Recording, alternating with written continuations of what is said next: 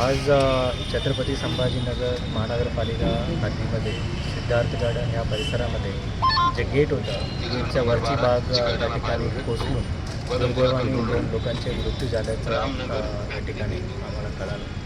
आणि विशेष करून हे जे बिल्डिंग होती एक BOT तत्त्वावर होती आणि BOT तत्त्वावर जे व्यक्ती आहेत त्याचं काम होतं की त्या ठिकाणी बांधकाम करून ते रेग्युलर मेंटेनन्स वगैरे करण्याची त्याचं काम होतं आणि त्यांच्याविरुद्ध आम्ही पोलिसांमध्ये गुन्हाही नोंद करणार आहे. आणि त्यासोबत मृत्यू झालेल्या लोकांचा 5 लाख रुपये माननीय पालकमंत्री मोदयांशी आम्ही बोललो. 5 लाख रुपये मदत ते सर्व जे मृत्यू झालेल्या व्यक्तींना आम्ही त्यांच्या परिवाराला देण्यात येणार आहे.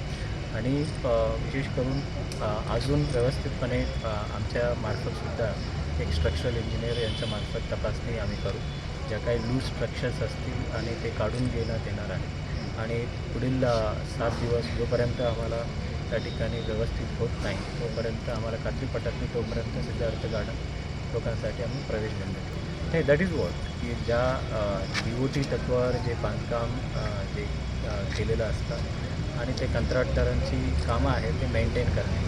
आणि या संदर्भात वारंवार मुख्य उद्यान अधिकाऱ्यांनी संबंधित विभागामार्फत कंत्राटदारांना सूचना केलं होतं, परंतु कंत्राटदारांच्या नामुष्कीमुळे ह्या सर्व घटना घडल्याचा प्रथमदर्शनी निदर्शनात येतात आणि त्याचं सखोल चौकशी आम्ही इंटरनल एक एन्क्वायरी आम्ही कंडक्ट करू आणि त्यांच्याविरुद्ध गुन्हा नोंद करण्याच्या आदेशही मी संबंधित अधिकाऱ्यांना सूचना केलेल्या आहेत.